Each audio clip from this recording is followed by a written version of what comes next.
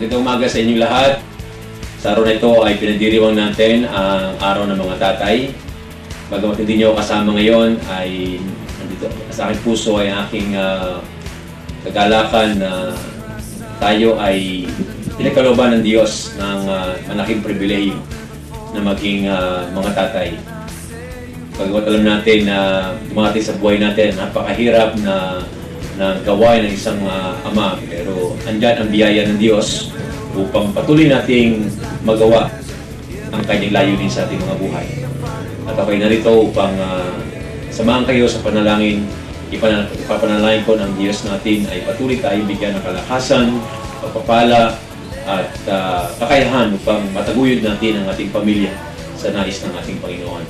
Hinihiling ko na tayo yumuko at ipikit ang ating mga mata at tayo mananalangin sa ating Panginoon.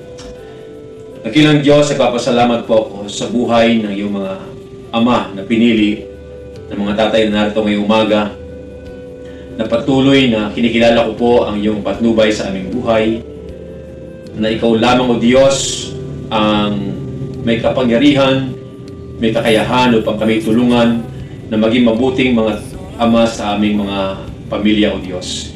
Hinihiling ko po ang iyong pagpapala sa buhay ng mga tatay na narito.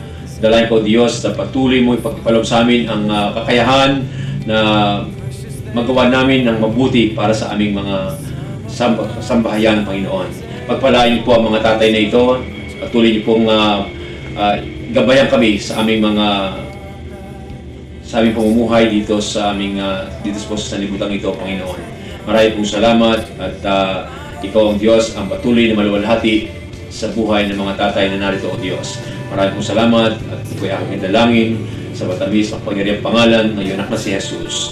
Amen and amen.